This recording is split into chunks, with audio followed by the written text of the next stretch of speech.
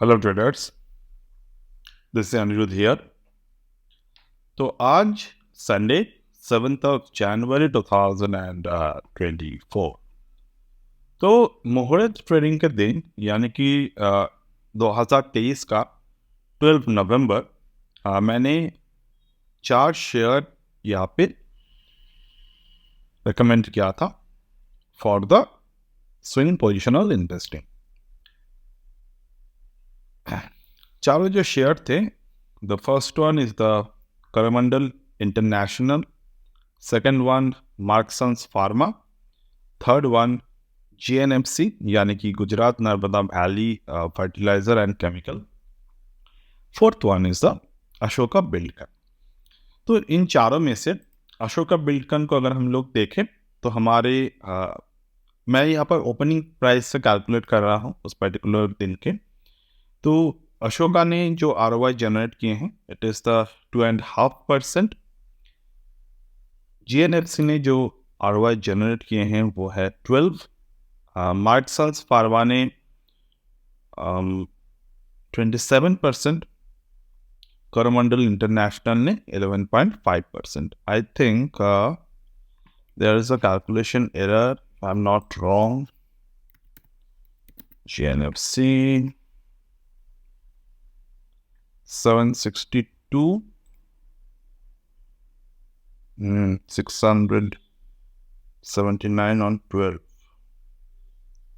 Okay, this calculation is fine. चलिए मैंने इसको ऑलमोस्ट सितंबर अगस्त में पिक किया था।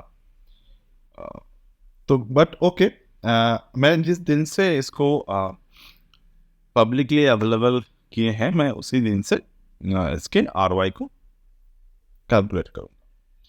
तो मैं इस एनालिसिस को आगे बढ़ाने के पहले कुछ डिस्कस कर लूँ कि पहले ये शेयर्स में मैं 2-3 बार बाय सेल ऑलरेडी कर चुका हूँ, तो मेरे एवरेज प्राइस डिफरेंट है। और मैं आज के स्पेशली इस वीडियो को क्यों बना रहा हूँ, क्योंकि ये जो भी शेयर्स थे ये अभी तक के हिसाब से अपने जो बेसिक वैल्यूएशन है वहाँ तक पहुँच चुके हैं। तो मैंने कुछ नंबर्स यहाँ पर नोट किए हैं। मैं GNFC से स्टार्ट करता हूँ। मैंने 2 नंबर्स यहाँ पर नोट किया है, एक तो 700, एक है 825। इसका मतलब क्या है, जो 700 का नंबर है यहाँ पे, दिस इज द मार्केट के एक सपोर्ट पॉइंट होते हैं। कोई भी शेयर्स के एक सपोर्ट पॉइंट होते हैं, फंडामेंटल और टेक्निकल दोनों।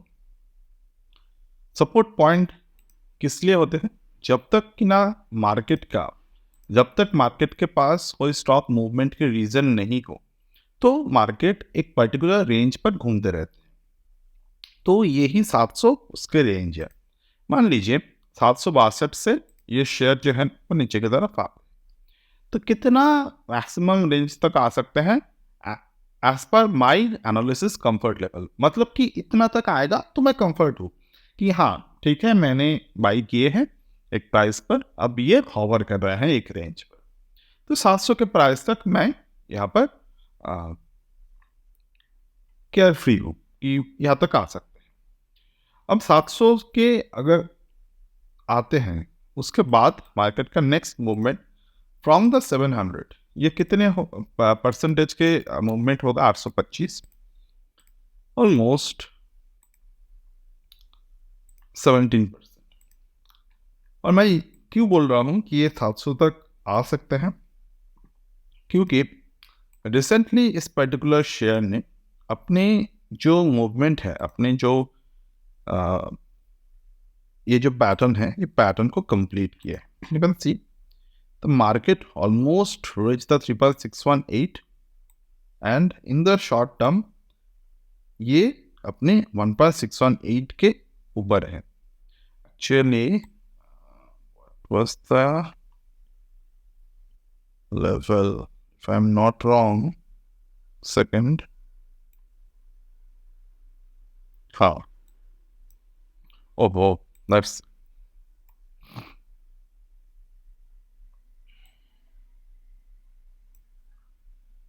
दिस वन, ये टोटल बॉटम है। मैं एक्चुअली मेरे जो साइड में स्क्रीन खुले हुए हैं वहाँ पर वीकली चार्ट मेरे ओपन है, तो मैं यहाँ पर डेली चार्ट को देख रहा था, तो I just miss the swing low. तो यहाँ पर क्या हुआ, मार्केट ने जहाँ से मार्केट रिवर्स करना स्टार्ट कर दिए थे, यानी कि ये जो मार्केट का बॉटम बना था, राउंडिंग बॉटम, जहाँ से ये शेयर ने पिक करना स्टार्ट किए थे आफ्टर अ फॉल। तो ये फॉल आए थे मार्केट में, फॉल के बाद मार्केट ने पिक करना स्टार्ट किए थे। अब ये जो पिक आए मार्केट,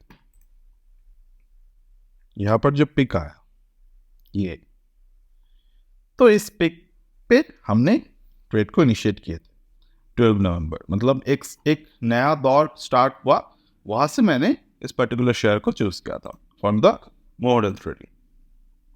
तो अगर मार्केट इस पर्टिकुलर रेंज तक आते हैं, 700 के रेंज तक, 700 अब ये 700 भी आ सकते हैं, 716 भी आ सकते हैं, बट 597 नहीं आना। अगर 597 तक आते हैं तो उस केस में हमें डेफिनेटली 597 तक आते हैं तो उस वक्त के हिसाब से हमें दोबारा मौका मिलेगा। बट जिस तरीके से इसके फंडामेंटल है, अगर आप JNFC के फंडामेंटल देखेंगे तो fundamental are fantastic.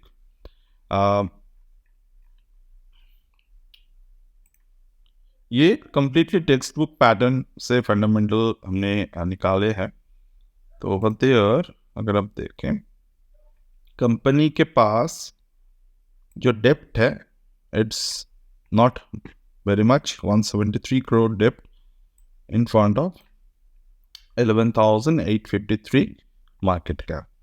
Industry P, जो शेयर के इंडस्ट्री पी है, this is 36, at the same time the stock P जो है 13 के स्टॉक पी है, मतलब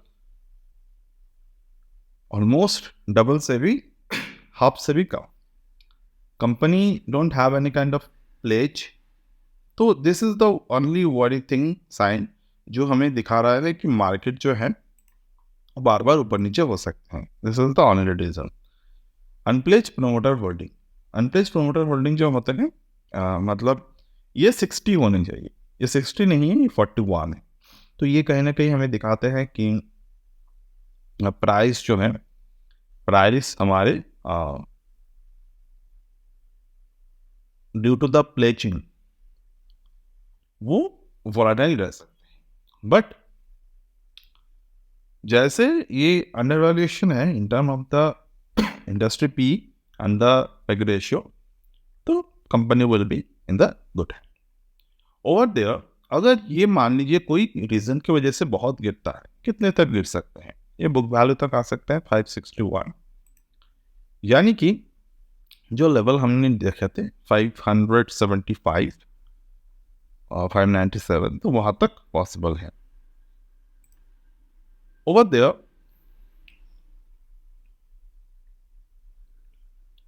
कंपनी के पास जो अर्निंग पर शेयर है, इट्स ग्रोन अप ड्रास्टिकली, मतलब 11-12 तक ये आ चुके। अब नेक्स्ट क्वार्टर में क्या रिजल्ट आते हैं उसके अकॉर्डिंग हम लोग नेक्स्ट प्लान करेंगे इस पर्टिकुलर शेयर पे। तो यही मैं दिखा रहा था। द नेक्स्ट शेयर जो है दैट इज आवर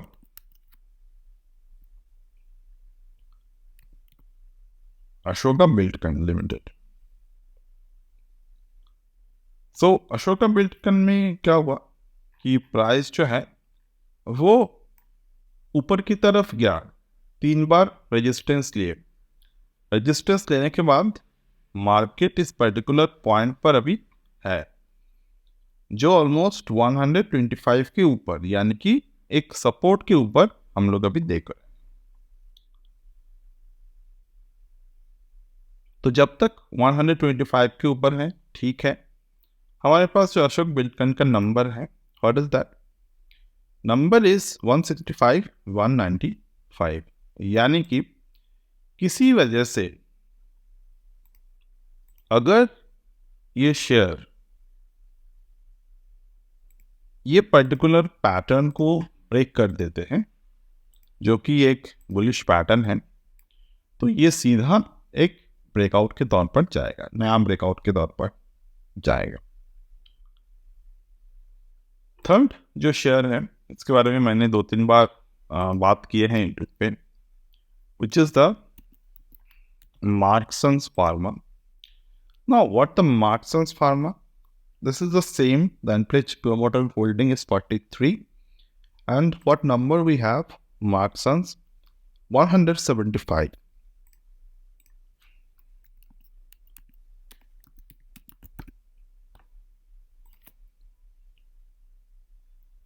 ऑलमोस्ट 175 के रेंज इसने अचीव किए थे, जहां पर we can see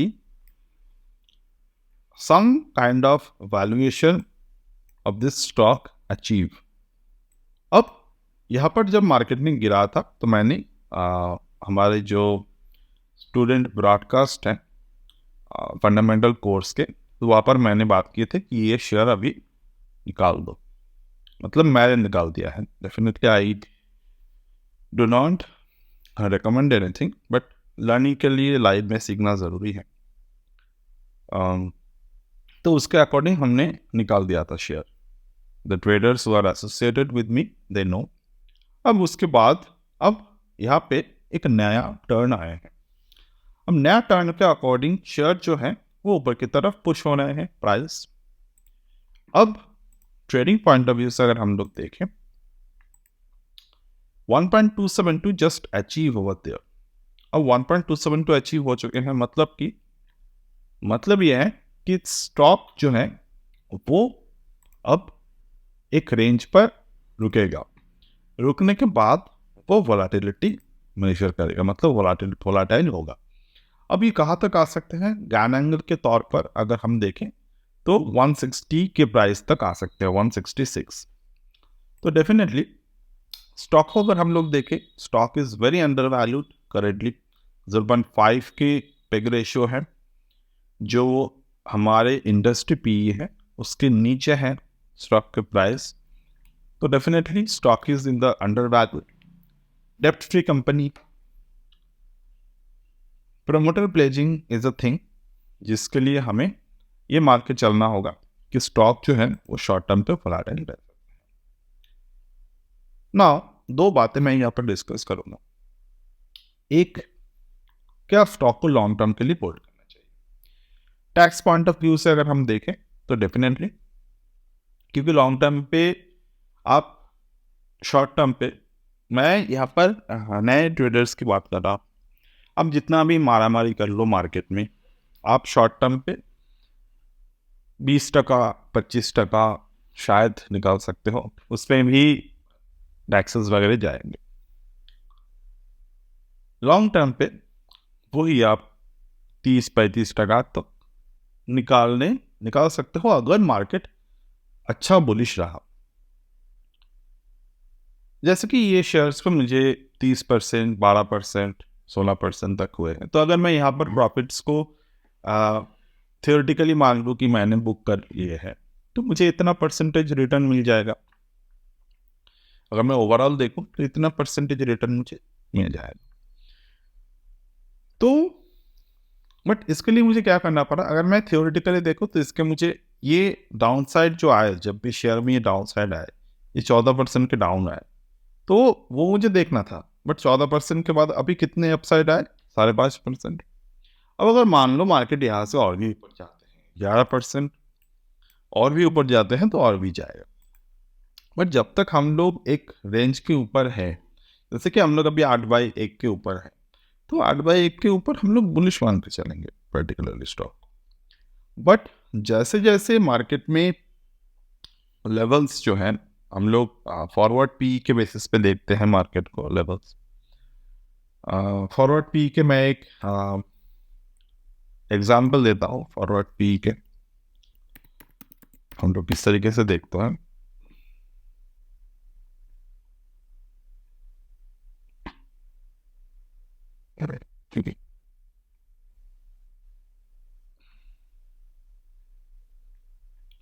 I think यहाँ पर होना चाहिए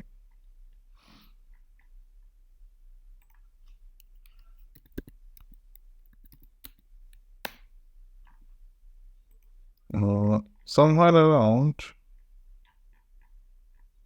there we should हाँ this one. ये फॉरवर्ड पी का एनालिसिस होता है. क्वार्टरली रिजल्ट के बेसिस पे हमने क्या देखा था, 8 to 9x financial and 24 EPS of ₹10. Price target 12 month is around 80 to 90 पर शेयर. उस वक्त मार्केट हम लोग अगस्त के महीने पे थे. उसके बाद हमने अभी क्या देखा, हमने 120 तक प्राइस टारगेट को उस वक्त के हिसाब से देखा था. उसके बाद नया रिजल्ट आए and market just made the new forward P projection. तो definitely price to earning ratio और अर्निंग पर शेयर के बेसिस पे हम लोग बहुत सारी चीज़ों को कर सकते हैं. हुडको को अगर आप रिसेंटली देखते हो तो मेरे पास अभी हुडको की कोई होल्डिंग नहीं है. मैंने अपने कंप्लीट एनालिसिस पे इसको बेच दिया था. अभी भी नया कोई पैटर्न वगैरह बने नहीं है मार्केट में. तो आप एक बात यहाँ पर ध्यान देंगे, क्यों ये फॉरवर्ड पी का एनालिसिस बहुत ही इम्पॉर्टेंट है. मार्केट के कितने हाई बनाए, 120 14 दिसंबर को 120 से ही ये धड़ाधड़ गिरा. कहाँ तक आए, प्रीवियस रजिस्टेंस. तो मतलब वही 9500 के रेंज में. मतलब एक वैल्यूएशन अचीव होते हैं अगर वहां से प्रॉफिट बुकिंग दिखते हैं हमें. हुडको को अगर आप देखेंगे, हुडको जो भी आप बता दीजिए इसको, there is a fantastic promoter holding, unpledged promoter holding which is the 81. तो इसकी वजह से क्या हो रहे हैं, कॉन्फिडेंस जनरेट होते हैं मार्केट में and the promoters they holding their stocks. तो मार्केट में शार्प राइजेस शार्प फॉल्स आते हैं, प्रॉफिट बुकिंग आ जाते हैं, सीधा कुछ दिन को अंदर मार्केट में यहाँ पर ट्रेड जो है वो जनरेट हो जाता है. तो this kind of thing we always need to measure over there. तो ये सारे के सारी चीज़ें हम लोग हमारे फंडामेंटल कोर्स में बात करते हैं. 1 साल का मेंटरिंग रहते हैं वहाँ पर and over this 1 year you will learn many things in the market. Frankly, there is no tip service from my end. मैं यहाँ पर लाइव में स्टॉक्स को डिस्कस करता हूँ कैश पे. और हमेशा एक बात याद रखिए, अगर आप मार्जिन लेकर ट्रेड कर रहे हो, you are in the risky position. Broker, बहुत सारे ब्रोकर्स के पास टर्म्स एंड कंडीशंस होते हैं मार्केट वोलाटिलिटी को लेकर, बजट डे पर, इलेक्शंस डे पर. मार्जिन की वजह से वो आपके पोजीशंस कभी भी काट सकते हैं. तो always remember, if you are in cash you can always stay positive when you are picking the valuation based stock. But अगर आपकी वैल्यूएशन बेस्ड स्टॉक मार्जिन की वजह से कट जाते हैं, मतलब पोजीशन आपके स्क्वायर ऑफ हो जाते हैं, वो एक ऐसा फोमो जनरेट करेगा आपके अंदर, या फिर हम बोल सकते हैं कि ऐसा एक फिनेंशियल साइकोलॉजिकल एक इम्बैलेंस ऐसा बनाएगा, फिर आप मार्केट में आइदर मार्केट को कर्ज करेंगे या फिर आप आपके मेंटर को कर्ज करेंगे जहाँ पर आपने स्टॉक्स देखा था. अनटिल एंड अनलेस वो पोजीशन बहुत छोटे हैं तो क्या होगा, आप उसको ये कर्ज वगैरह करने का तो ठीक है, बट आप क्या करेंगे, आपके अंदर एक ऐसा चीज़ें जनरेट होगा कि आप उस लॉस को रिकवर करने के लिए आप स्टॉक्स को छोड़कर ऑप्शन में जाएंगे. वहाँ पर तो लॉस रिकवर होने से रहा आपका, क्योंकि उस स्टेट आपका वो मेंटल स्टेट है ही नहीं. तो डेफिनेटली वहाँ पर बहुत सारे प्रॉब्लम हो सकते हैं. हटको की बात कर रहे हैं तो एक चीज़ें हम लोग जनरेट कर सकते हैं. अभी हटको को अगर हम देखें तो कंपनी अपने वैल्यूएशन पर है, आगे जा सकता है कि नहीं वो हम बाद में देखेंगे. बट जो स्टॉक चार्ट है वो क्या बोल रहे हैं, स्टॉक चार्ट इज शोइंग कि हम लोग अभी 88 प्राइम पैटर्न पे. तो प्राइम पैटर्न पे जब तक हैं हम लोग, अगर स्टॉक 95 के आसपास कभी दिखे आपको या फिर 120 के आसपास दिखे, एक बात हमेशा याद रखिएगा कि ये जो शेयर है इसके जो टेक्निकल टारगेट्स है दोस आर ह्यूज. अब आगे कंपनी की मर्जी and wish our good lucks always. तो आई होप ये चैप्टर जो है आपके लिए थोड़ा बहुत वैल्यूएबल हुआ होगा. अगर आप मेंटोरिंग कोर्स को ज्वाइन करना चाहते हो फंडामेंटल के या फिर टेक्निकल के, you can always ask me over the WhatsApp और the Telegram by message. That's it for today, and we will get back to you in the next one. Bye.